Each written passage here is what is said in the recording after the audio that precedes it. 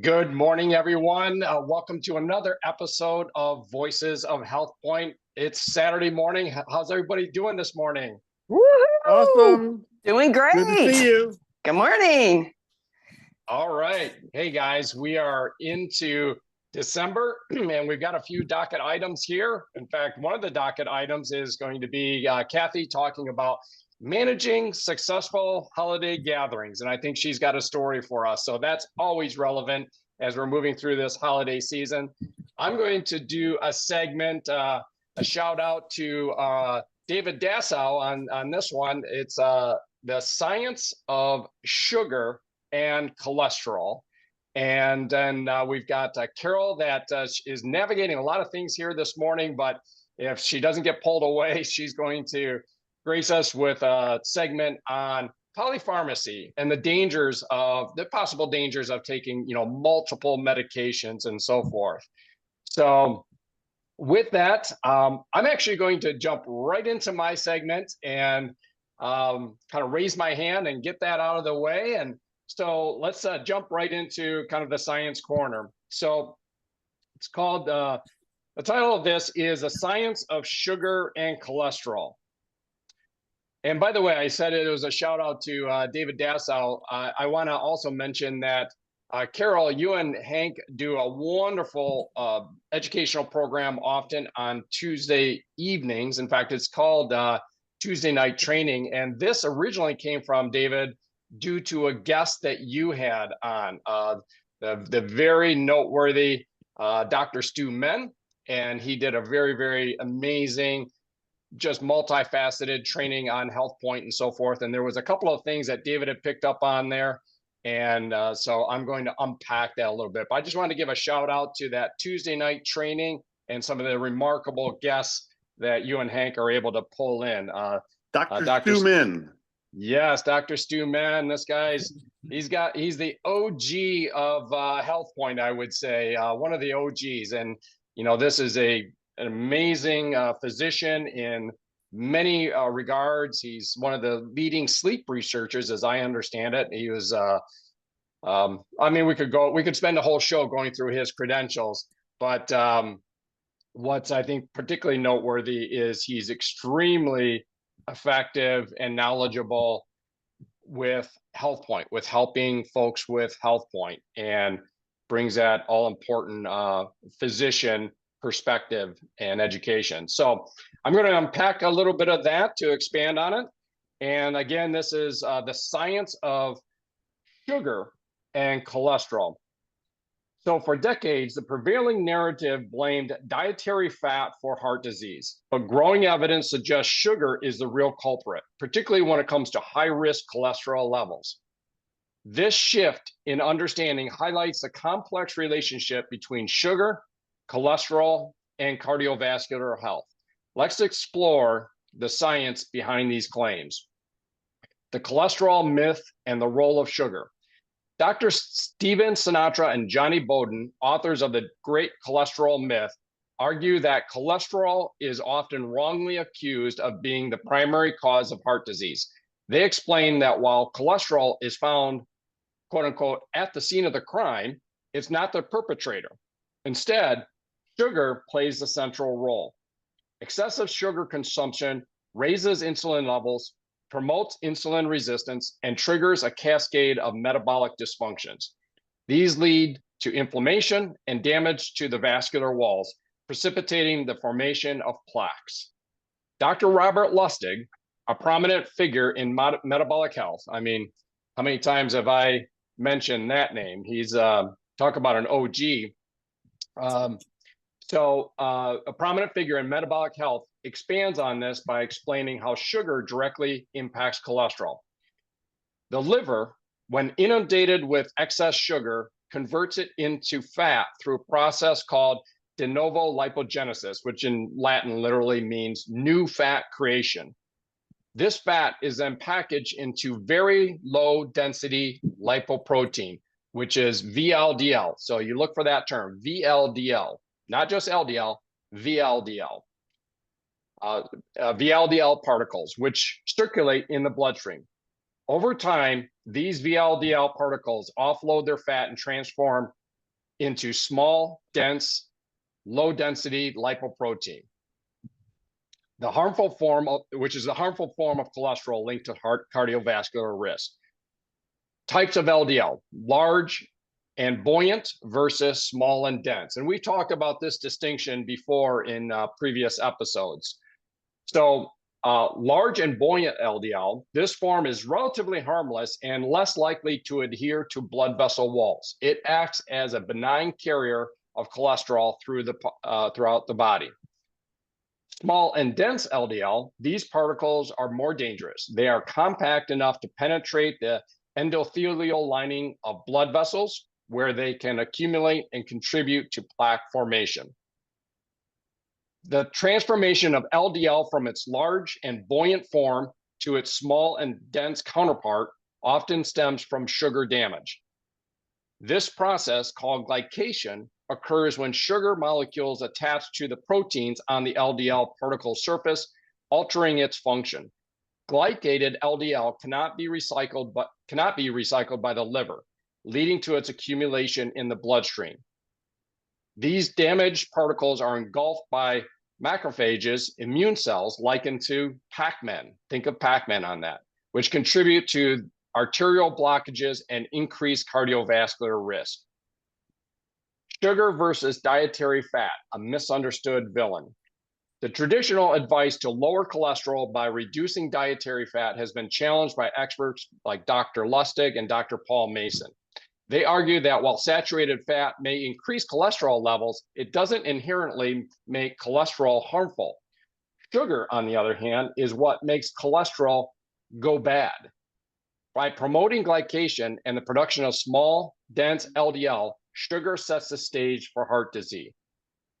High carbohydrate diets exacerbate the problem. As glycogen stores in the liver fill, excess carbohydrates are converted into fat and stored as visceral fat around the liver and organs. This visceral fat contributes to metabolic dysfunction and increases blood triglycerides. And Carol, I think just in the last episode, you really had, and numerous times have emphasized, we've all emphasized this, the different types of fat in our body, subcutaneous, or as Dr. Lustig calls it, big butt fat. He talks about that as being relatively harmless, but it's this visceral fat that is the issue. So, so visceral fat around the liver and organs. This visceral fat contributes to metabolic dysfunction and increases blood triglycerides. We've also talked a lot about triglycerides. These elevated blood fats, along with small, dense LDL, are hallmarks of cardiovascular disease risk, not dietary fat consumption. Sugar doesn't stop at cholesterol. It fuels insulin resistance, a condition where cells fail to respond to insulin effectively. This resistance forces the pancreas to produce more insulin, creating a vicious cycle that leads to chronic inflammation, increased fat storage, and elevated cholesterol levels. The result is a metabolic environment primed for heart disease. And of course, we talk about insulin resistance all the time on this program. So understanding the role of sugar in cholesterol metabolism requires a paradigm shift. Reducing dietary fat alone won't solve the problem. Instead, minimizing sugar and refined carbohydrates while adopting a diet rich in healthy fats, proteins, and fiber can improve cholesterol profiles and reduce cardiovascular risk. By addressing the root cause, sugar, we can better combat the epidemic of heart disease and other metabolic conditions. While dietary fat has been unfairly vilified for decades, it's sugar that emerges as a primary driver of harmful cholesterol and cardiovascular disease. As Dr. Mason aptly puts it, saturated fat may raise your cholesterol, but sugar makes it go bad. Recognizing this distinction is essential for creating effective dietary strategies to promote long-term health. Okay, guys, that's my segment on, you could almost say sugar versus dietary fat, that narrative and the breakdown of some of the science behind that. of course, in a nutshell, for those of us that may not have an interest in going down the rabbit trail on that science, and maybe just want to, follow the HealthPointe program, hey, like all things, all roads lead to just following the program, and you'll be dialed in. But I know we've got some folks on here, in this segment, it was referring to the visceral fat and fatty liver. I know we've got folks on here that have spoken to that, and how they've arrested that by following the HealthPointe program and so forth. So that's my segment. We'll toss it around if anybody has questions, added commentary, and then we'll move on to our next docket item. Any thoughts or comments? Eric, go ahead. Go ahead. My only comment is that once again, you go into these researches and HealthPointe is already doing what you just shared with us. And it kind of always reminds me of Nutrilite. Every time Nutrilite, they find a new mineral or vitamin, it's already there because it's plant-based. But anyways, once again, HealthPointe is a great program. Thank you, Eric. Yeah, thanks for suggesting this topic, or kind of being curious about it, David, because I think it's such a very important topic. And it's like a lot of things that have evolved out of the last, we'll just call it a 30-year window. There's been a kind of a narrative, a paradigm that has led to kind of the processed food industry that is all low fat, everything's in there, low fat. And then people's metabolic health is just going off the cliff eating this stuff. And it's not because of the low fat, it's because of all the highly processed carbohydrates and sugar. So there's the science on that. But good point, David, and so true. Carol, you were saying? Yes. I think the first thing is we've been fed lies for many years about fat, and you brought that out so well, Eric. And the fat is not the culprit. Healthy fats. But it makes me think back on a very good friend of ours. This was many years ago when the whole fat thing came, and he wrung everything out to the nth degree. He was a medical doctor, and he just went and took it to the nth degree and didn't have an ounce of fat in his diet. And although he had very low fat in his system, what happened was he ended up dying of Alzheimer's and dementia. And the reason for that is that, as Dr. Lussig brought out, and thank you, Eric, for that, because that's where I got that information and that podcast, was that we do need cholesterol. We don't have to have our cholesterol down to 0 or ridiculous numbers. We do need it because our brain is mostly fat, and so we do need it to operate and keep a good mental acuity. So that's one thing that I think we have to understand. So we do have to have the healthy fats. Also, and again, I'll go back to you, Eric, because you taught me that, was the two things that you really want to watch for is triglycerides, which is fat in the blood, and your HDL. And in my simplistic manner, because I'm a visual person, HDL are like little truckers, and they travel up and down in your arteries, and they gather up all this supposed fat that is attaching to the artery walls and hardening, which is cause for heart disease, and it trucks it out, and it gets all that stuff off of the arteries. And so your HDL is going to be a real important factor when you're studying your cholesterol numbers. It's your HDL and your triglycerides. And Eric, you sent me a little gauge on how to, where it should be and what have you. So I think that's something that the folks need to understand. Maybe you want to even throw that on a HealthPointe Facebook, so that they can figure that out, because I think that was very, very important to me. I had another diagram that took all 4 readings, but I like yours because it really targeted the 2 things that you want to create a healthy number with. So Yes. thank you for that. Yeah.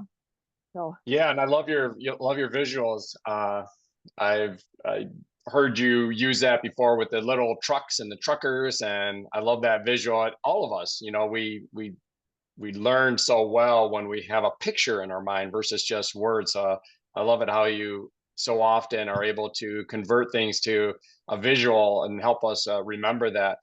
But yes, that number is your triglycerides to HDL ratio. So in a nutshell, you want your triglycerides to be low and your HDL to be, quote unquote, high. HDL is often referred to as the quote unquote good cholesterol, as you alluded to, Carol. But that ratio of triglycerides to HDL should be, there's a bit of a variance between Caucasian versus African American, but the general rule of thumb is that ratio, you should be at a number easily a 2 or lower. So with that, ideally, your triglycerides, I'll just give you numbers that Emily and I, these are routine blood labs. You don't have to have a fancy lab. You do a standard lipid panel. You're going to see your total cholesterol in there. You're going to see your LDL, which is what this talked about. Again, with the LDL, unless they've broken it down into the different, components, it's not really telling the whole story. But then there's the HDL, and then there's the triglycerides. And a lot of people coming into HealthPointe are going to have really high triglyceride numbers because they've been eating a lot of processed food. They've been eating a lot of sugar and so forth. So their triglycerides are going to generally be very high. You want to, with getting on the HealthPointe program, which will almost in all cases with all coaches going to be including supplementation on the omega-3 front. So an advanced omega-3 product that we carry is awesome.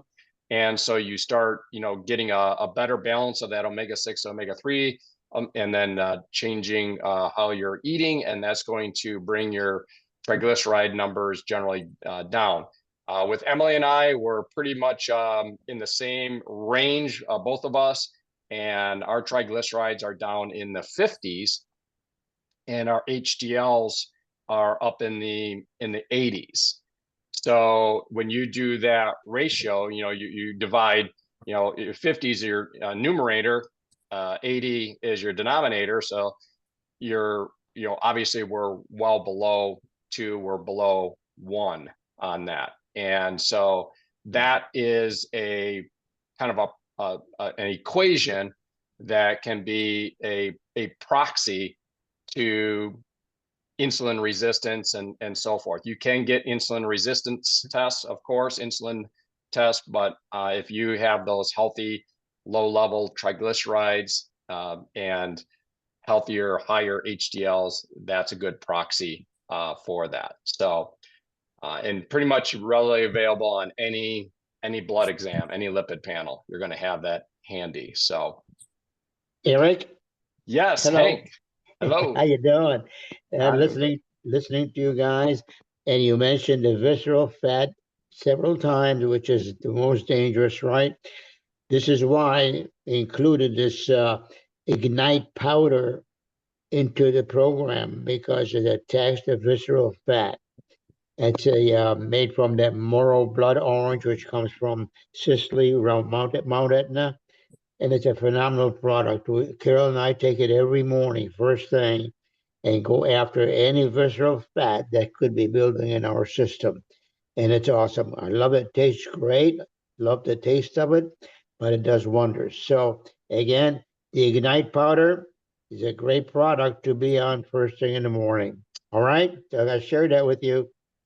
Thank you, Hank. Yes, thank you so much. What do we call that? Our pixie stick product, right? I think Carol, you mentioned, for those of us that remember pixie sticks, it's so delicious, and you can just crack the tube and like the old days of a pixie stick, just kind of sprinkle the powder onto your tongue and down the hatch, and it's delicious. You can of course mix it with water or something like that if Yeah, you want to. I mix it with just a little bit of water because I like the taste going down and it's like a nice drink.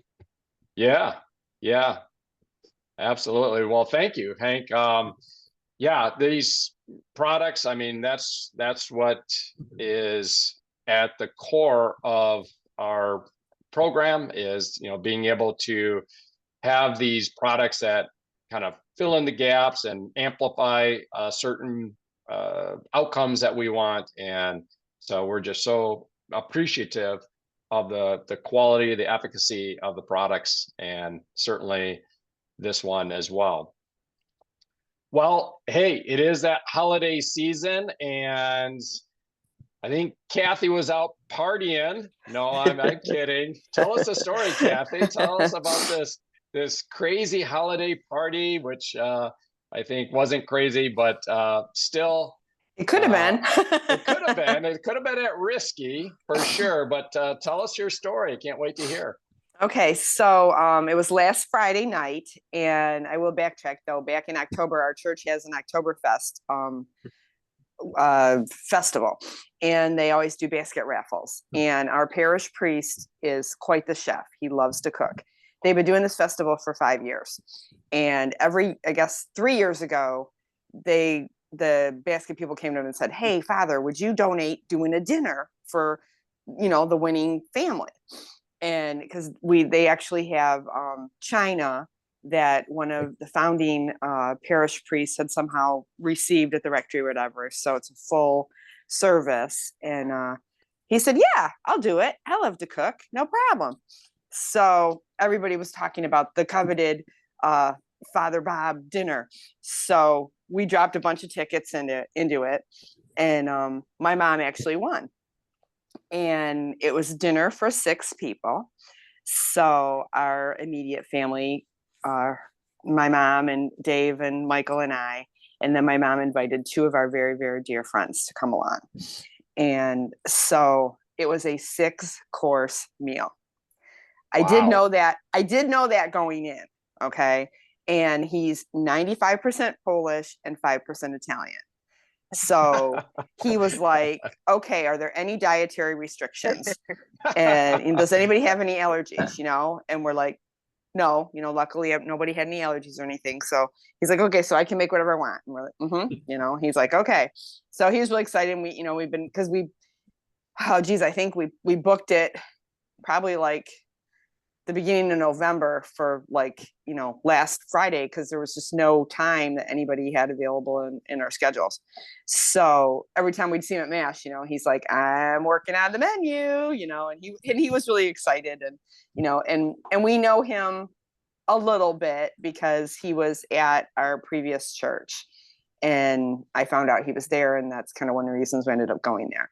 But we didn't know him on the personal level that we know him now. So that in itself was just a true blessing for that evening. But so I'm like, okay, 6-course meal, Polish, Italian. This is definitely not good for anybody on HealthPointe. Now I'm going to back up just to tell my quick backstory. Going on 6 years ago, I lost 58 pounds. I was pre-diabetic. And I did not want to go on insulin. My mom was on insulin. I did not want to go on any meds.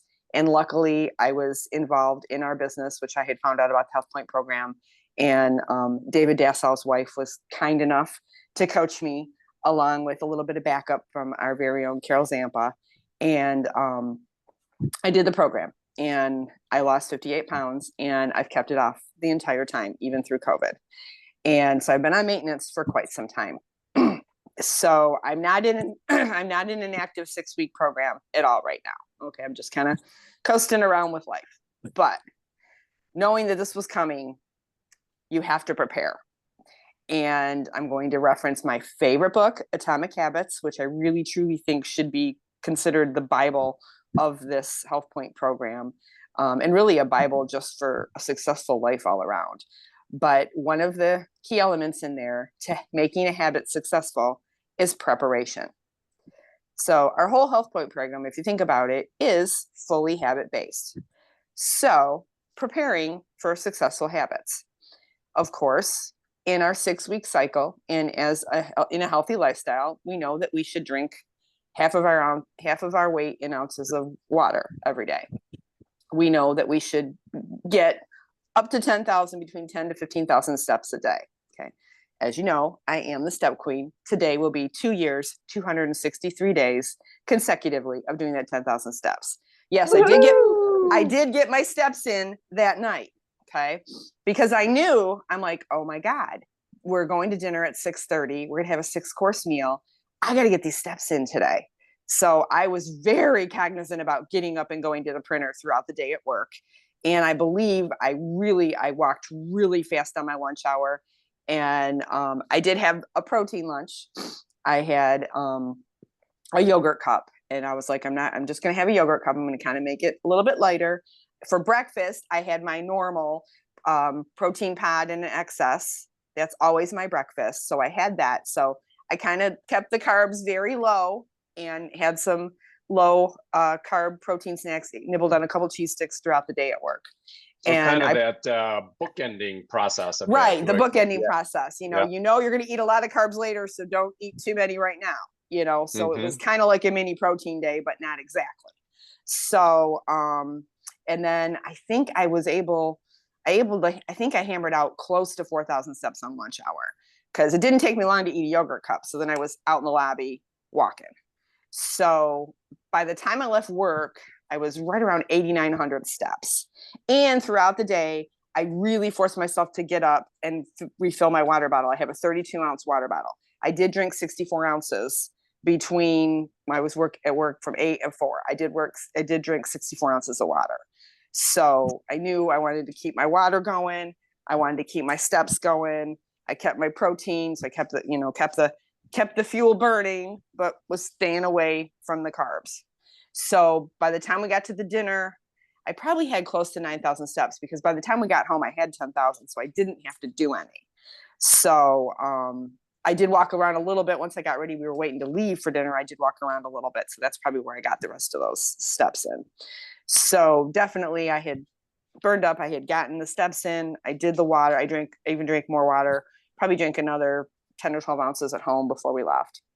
So we get to the dinner and, he had kind of like a full bar and everything. And I'm like, I haven't had any wine in a while. So I had like a half of a glass of Riesling wine, which is one of my favorite wines, and kind of sipped on that the entire 6-course meal. We had appetizers. Then we went and we sat at the table. He made Italian wedding soup, which is one of my ultimate favorites. So we had Italian wedding soup and I was still sipping on my wine. And of course he had water. So I had and kept filling glasses of water. And he had 3 of the ladies from the parish, his housekeeper and 2 other ladies, help him serve the entire meal. And after that, we had salmon shrimp au gratin. That was to die for, I will say. I ate almost all of it. And it was in a little ramekin. So it wasn't huge. And that was the one thing I was proud of him. Everything was a small portion. So there was an idea of portion control, though it was a whole ramekin. And I did eat most of it. And I'm like, well, it's salmon and shrimp. I mean, it's healthy protein. Now, the gooey cheese was in it. Okay, yeah, okay. The cheese was kind of healthy here and there, So I ate like most of that.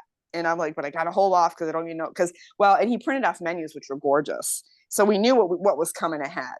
So I was like, okay, I'm going to eat a good part of this. So then we had a Brussels sprout salad with apples and cranberries. And I'm like, yay, this is HealthPointe, So, and it was amazing. And I ate most of that. Then, so he had trained in Louisiana. So he threw in a little bit of his Louisiana heritage from attending there. And he made a chicken andouille jambalaya. I'm not one for real spicy foods. It did have some kick to it. I took about a tablespoon of that. Okay. So the key here is our big major tenet of HealthPointe is don't be weird. Yes. I was not weird. I had everything. Okay. I just controlled how much I had to try to, combat everything. And oh my gosh, I As they almost say, is the dosage makes the poison, right? The dosage makes the poison, right. And I am going to have to say though too, and because I forgot talking about the menu, I forgot before we sat down, before I started to eat the appetizers, I pulled out my carb blocker. I know we don't talk about carb blocker too much because we don't want people that are on a 6-week cycle to use this as a crutch, because you shouldn't. You don't want to live your life with carb blocker when you're in a cycle. However, something like this, carb blocker is allowed because it's your little ace in the hole. And what carb blocker is one of our amazing Nutrilite products. I swear by it whenever I'm out doing things all the time, and I'm like passing it out like candy to people. And I've gotten a lot of sales with it too, by the way. But 3 tablets will block up to 500 carbs. Let me tell you, I'm sure I had 500 carbs. Okay, probably by like the 3rd course. So I did have my 3 carb blocker. So that, and I felt good about that, and my friend Angie was like, hey, you want some carb blocker? She's like, what's that? I'm like, it blocks up to 500 carbs. She's like, oh, really? I'm like, yeah, here, try some. So I sent her the share link and she's probably going to get some. So, but I felt good because I was doing everything right. So then we had a relish tray with pickled beets, pickled mushrooms, and garlic stuffed olives. So I had a couple beets, 2 mushrooms, and 1 olive to try it. And I was like, wow, okay. And by this point, I was like, whoa, I'm like really getting full here. And then he also had a combination kielbasa. It was fresh cabbage and the normally cooked cabbage together, and then with kielbasa, and had like 3 bites of that, because by then I was like, oh my gosh, I'm so full. Because remember, I ate that whole salmon shrimp au gratin, which was totally worth it. I would have done it all again because the other stuff was good to taste. But, so the salmon shrimp au gratin was like my meal. And then he's like, okay, well, you guys can go sit in the living room and, relax, and you can let your food digest. And I'm like, give me my water, So I drank another glass of water. We went and we sat and we visited a little bit. And then it was time for the all-powerful desserts. We had 3 desserts. Okay. He made a raspberry trifle, which raspberry's one of my ultimate favorite flavors. And I'm like, raspberry trifle, oh my God. So I was bad. I ate 3/4 of the raspberry trifle.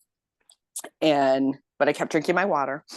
And I got up a couple times and walked around a little bit. And then he had a chocolate zucchini cake.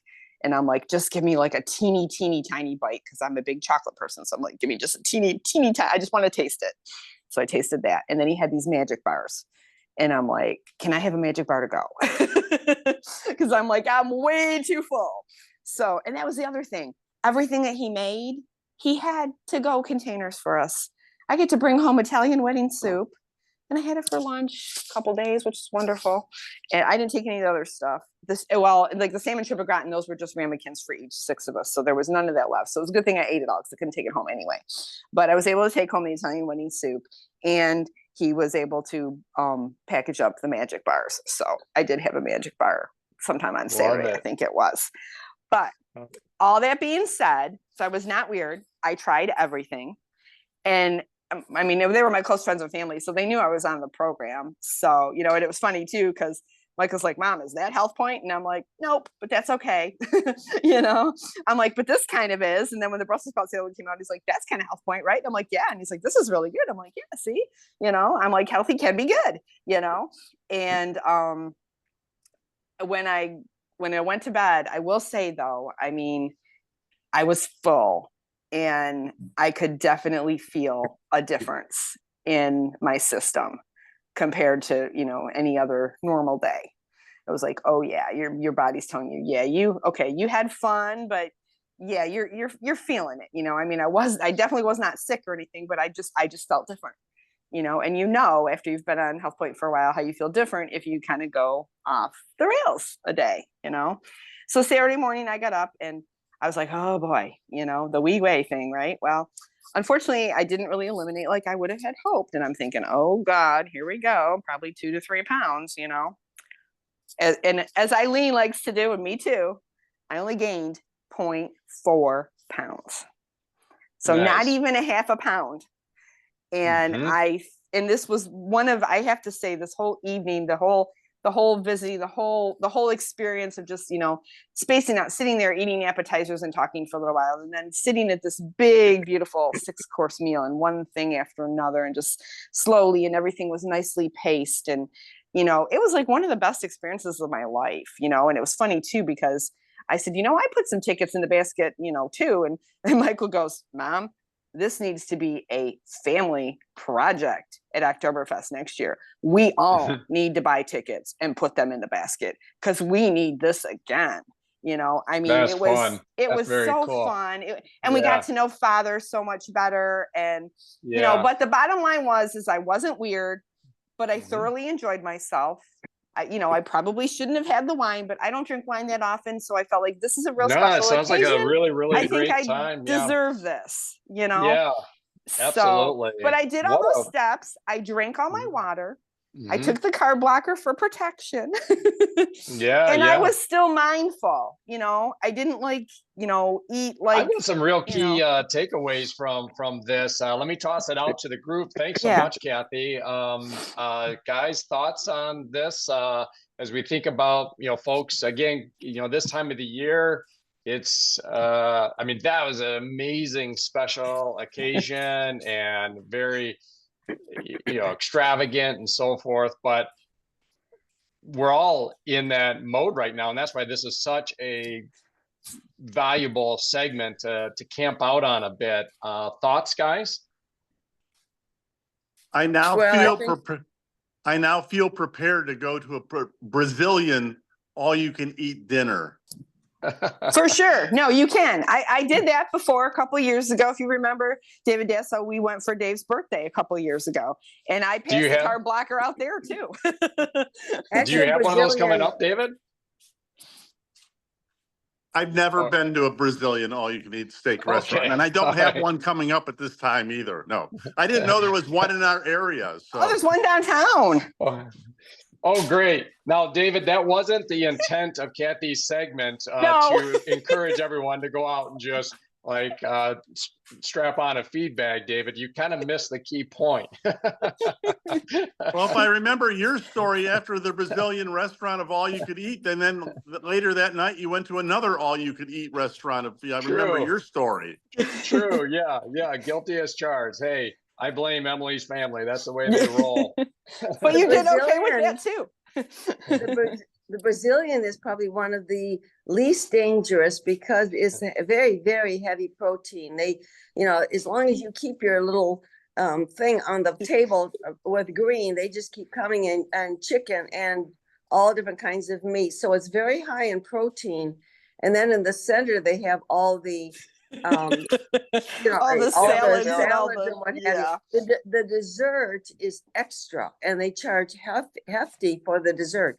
The danger on that, though, is that it is all you can eat, and it's very, very high quality. But you pay a flat fee, so you think, okay, let's see, I paid this much for my meal. I got to get my money's worth. So that is the danger part of it. And you got to watch the center. You got to watch the center section with all the salads and everything, because some of those can be kind of scary, even with carb blockers. As I listen to everyone talk, it makes me think of Billy, and we all have much to be grateful for. Very true. Yeah, for sure. Billy is a grateful king. I love his mindset and just the way he lives. But I tell you, these are some things that I, kind of pulled. I mean, and you talked about a number of them, Kathy. Again, what a wonderful segment. And but here's what I would say, as we kind of relate to where a lot of people are at right in America, and maybe if they're not on this program, or if they're not of this mindset, what are most people doing? And if we compare and contrast it to Kathy, first of all, they don't. Something like this comes up in their schedule, it's just another thing. There's no really extra thought or planning to it. So I think I would start there. It's just like, hey, we won these wonderful tickets to go have this wonderful meal. Let's roll. No plan. Second thing I would say is where a lot of people are at, and we know it. I mean, I know the club that Emily and I belong to, they're, membership will spike during this time of year as all the gyms across the nation. Why? Because people have this diet, window, extreme effort mindset and plan to deal with these, right? So they go have your experience like you had, Kathy, and their solution is, oh boy, now I'm going to go hit the gym. I'm just going to, do 1,000 reps of this, 5,000 reps of that, 200 of these, and I'm going to do it back-to-back days. And how long does that last, right? Versus you came into this with a 6-year role, a 6-year atomic habits. This was not, yes, you addressed this kind of little window and did your bookending, but this was your 58 pounds of loss, followed by 5-6 years of just lifetime maintenance. So that versus where a lot of people are coming in and saying, I'm going to combat this by hitting the gym and doing, 1,800 sit-ups. And then, that doesn't last and they're miserable and so forth. Yeah, so that would be like my main takeaways as I think about where a lot of people that might be listening to this, where they're at in their thinking, where they're at in what they've done. And you compare and contrast that. I just want to make sure we don't lose those key things that are, in a part of your wonderful outcome. 0.4 pounds. You did your bookending, the hydration, the making sure you had your plan to get your steps in. You did the lighter carbs certainly beforehand. All of that was on the eve of your event, but you had years in your case. But even somebody that just has 1 6-week cycle under their belt and is into the healthy habits of HealthPointe is going to have a totally different experience, be able to go and enjoy it like you did and have the wonderful memories and not the downtrend in their health. So that's my thoughts on that. Carol, if you haven't been pulled away by your 17 different things that have hit your schedule, I'd love to hear about polypharmacy. Well, I was just called away, but I'm back now. So one's Okay. underway out there. So hopefully he can take care of himself. Hank's taking care of another thing on the phone. So that's the nature of our crazy month. We've got 5,000 things. Well, here's my message to everybody. Don't take on 5 different major projects in your house during Christmas. Okay. Sorry, we didn't get that message. We've got that going on too, but I'll let you do your segment. Something happens about Christmas, you want to get everything done. Well, you mentioned about Dr. Stewman, and of course he's always been one of my I don't want to say idols, but one of the person I really looked up to with HealthPointe and the whole Neutralite aspect. And so we've been blessed to be able to have him on our call and on Tuesday night, and then we've also been blessed to be able to go back on his Wednesday night and do segments. And there was a segment I did, and I thought I would just bring it up because it's not as fun as Kathy's, and it certainly was not as interesting as yours with the sugar, which I think is a huge thing, especially during the holidays. But it's with regards to pharmaceuticals, and this is to no way say get off all your medications. What this is to say is that if you are starting the HealthPointe program, or you've been on the HealthPointe program and you've lost weight, make sure you're getting regular, and I mean regular, assessments on your medications, because I've heard of people that lost 20, 25 pounds, 30 pounds, and their blood pressure medicine was never changed or altered. And to me, that's dangerous, because then that creates other issues. And so there was an article here, and it's talked about polypharmacy, and polypharmacy is where you're taking more than 5 medications at a time. And there can be some very deadly consequences to these. So the first thing I would do is if I was going on the program or I have lost weight, I would get with my medical provider and I would say, this is the program I'm going on. It's a healthy lifestyle program so that I can eliminate medications and situations in the future. And so please work with me on this. And so that's, I think, the very first thing that's really important is that your doctor knows you're going on this, even though there's no medications in our program. It's all, every supplement you take is food from the ground. So it should be no problem with anything, but they do need to know because it will alter your need for medications up the road if they're lifestyle related medications. So as I said, it's when you're taking 5 or more medications, and it says some drugs have negative interactions that may be immediately hazardous. And it makes me think of years ago when my father was still alive and they gave him a couple of medications together. And as a result, he became hallucinogenic. And there's a term Bob Andrews used to use, but he wasn't hallucinogenically optimistic, as Bob would say. He was hallucinogenic. And he was chasing around butterflies in the air and all this different stuff. And so they wanted to put another drug on him. And so finally my mom called me because they wouldn't call her back. And I got on the phone and I said, if you don't take them off all those medications from scratch. Đi vô đây mở nước tắm nè. Emily, you're Sorry. unmuted. If you don't take them off all these medications and start from scratch to see what the problem is, I'm going to get my attorney on your case. And immediately they took them off, reassessed, and what it was medication reactions. And many times they'll just give you another drug because you're having a reaction to multiple drugs you're taking before. And it makes me think of a story from church, and I've mentioned this before, but there was a friend, Sandy, who unfortunately has passed, but she was on 12 different medications, and then her doctor left. And she had all these doctors, all these medications, and she says, I got 12 pills I'm taking here and I have no idea what they're for. And I thought, wow, if that is not a scary situation. So we want to be able to nip that in the bud and come on this with a very proactive, this is what I'm doing, positive, so I can be healthy. And if you're working with a doctor that wants you to be healthy, he's going to work with you. And if you're not, you better look for a new doctor, quite honestly.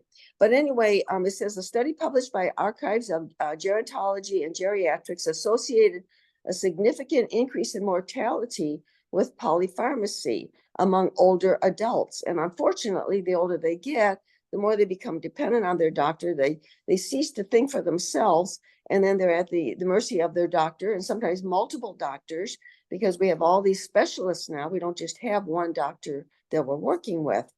And it says they found polypharmacy increased hospitalization rate for older adults by 50%. And so this, again, I'm not saying do not have medications. Some of you are on some things that are very important. I'm just saying work really, really tight at the hip with your doctor on this. And it says polypharmacy can be associated with numerous poor health outcomes, especially among older adults with multi-morbidity, including an increased risk of death, falls, drug reactions, non-adherence, and hospitalization. And it occurs, again, when people are taking more than 5 medications at the same time. I would even say if you're taking 5 at the same time, make sure you're assessing them all the times. And then it says drugs are removed from your system by the body's filtration organs, the liver and the kidneys. And isn't that what we talked about earlier? So we want those working at optimal health, because if you are taking medications or even antibiotics, they're being filtered out of your body and you are putting increased workload on your organs, on your liver and your kidneys. The process of filtering drugs uses processing capacity that would otherwise be available to remove toxins and protect bones. So while they're supposed to be removing toxins and protecting your bones and keeping your body healthy and keeping your sugar and everything else under control, now what they're doing is they're trying to get rid of these excess drugs that you're taking. One side effect of polypharmacy is an increase in risk of falls, making polypharmacy a direct threat to bone health. And again, it goes back to bone health, which is really important because especially as a person gets older, One of the biggest challenges that they have is a bone. If they fall, they become unstable. They fall, they end up in the hospital, and then boom, pretty soon you find out that they've got pneumonia, and that's what they die of.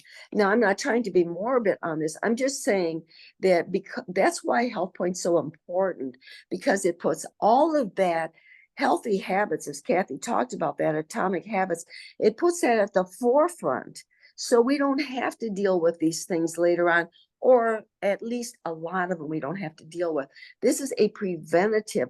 Our program is a healthy lifestyle preventative that everybody should be on, whether they want to lose weight, they want to get off medications, or they want to create healthy habits, like Kathy, who has been working with healthy habits for over 5 years.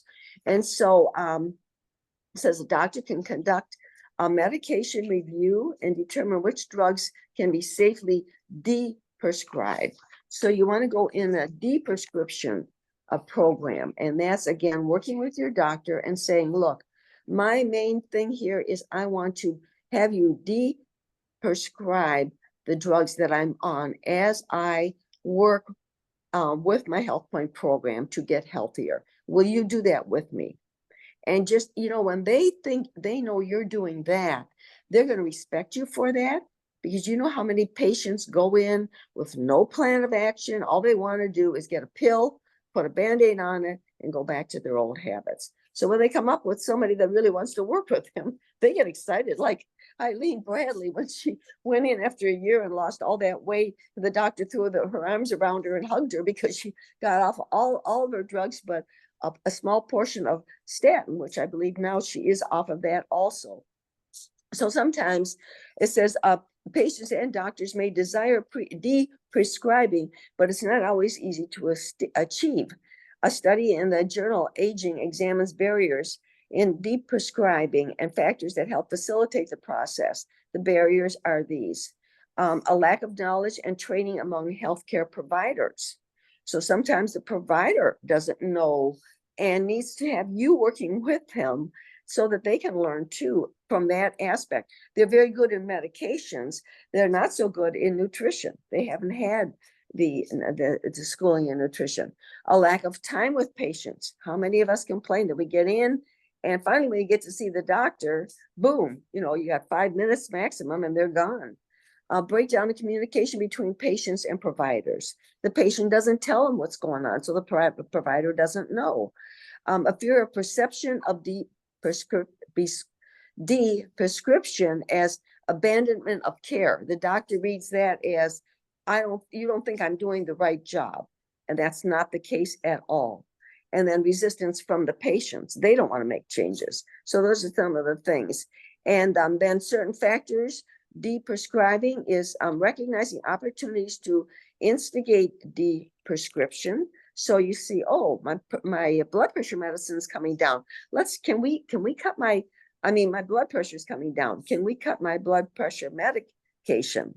Regular medication reviews, improved communication between patients and doctors, and education of both patients and clinicians. And so I don't want to go on and on about this, but what it does is it just kind of gives you in advance. Let's go into this as, we're entering into the new year. We're creating some new habits.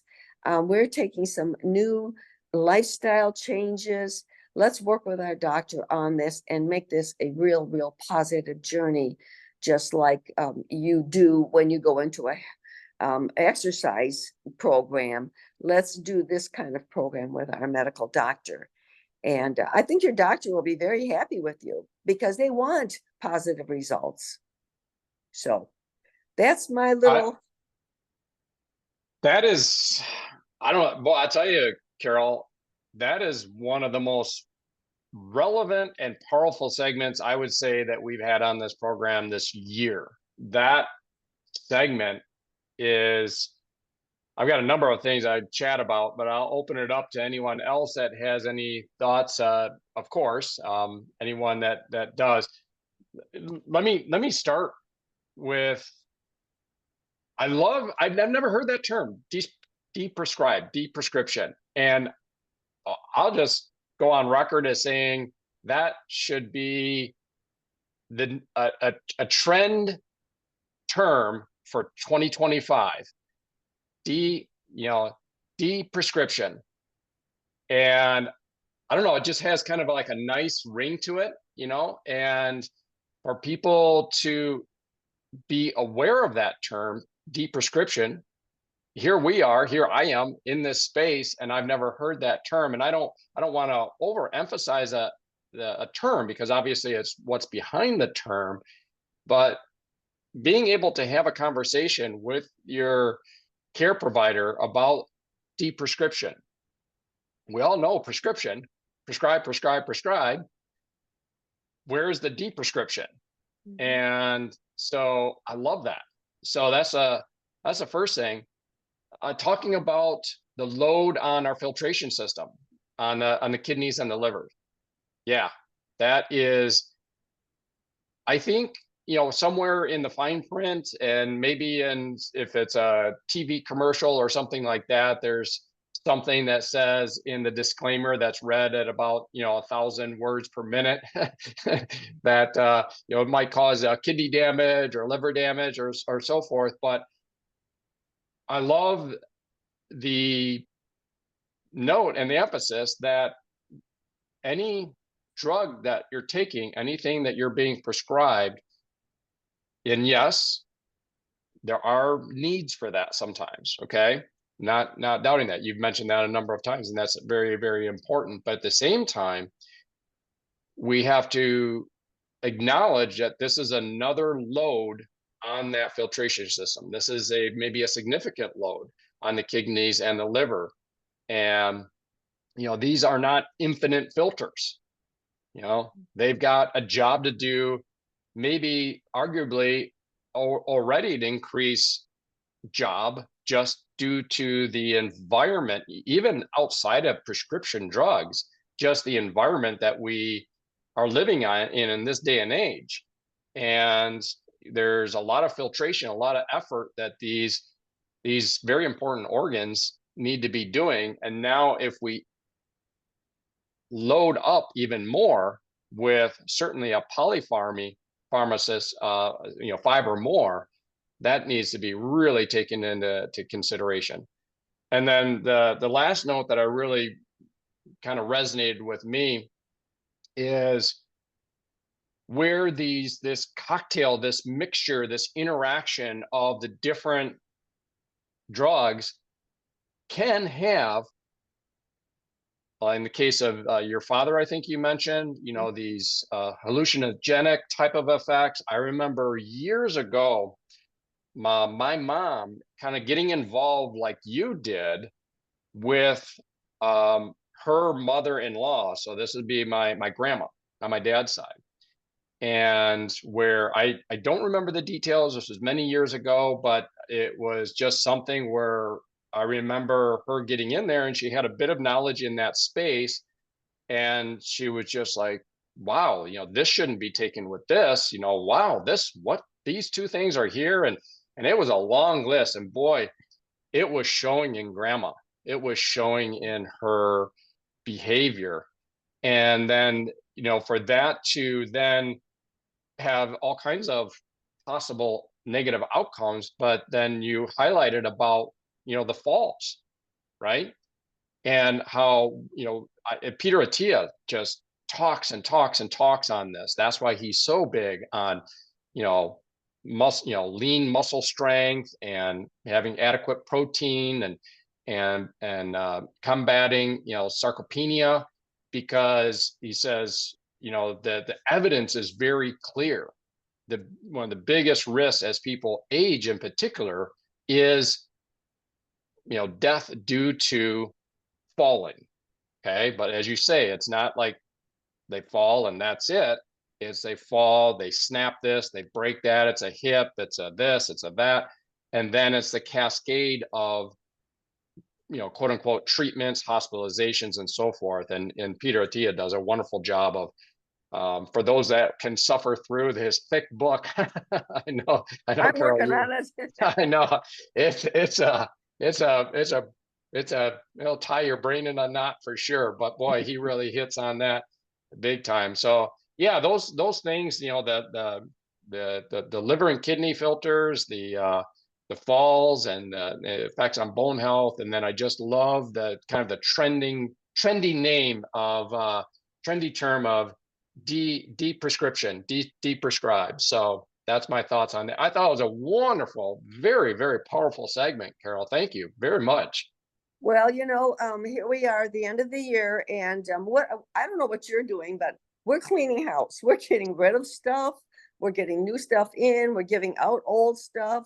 If anybody needs furniture, man, we got it. Too bad you live too far away. So we clean our house, but do we clean our interior house of the stuff that we are taking? And this is the time also to, we reassess our house. Oh, I don't want this. I don't need this. I need this. Something's got to be new. We need to do that for our bodies too. And we do that with our healthcare provider that knows our bodies. We don't do it by ourselves unless you're perfectly healthy and you're just going on HealthPointe program.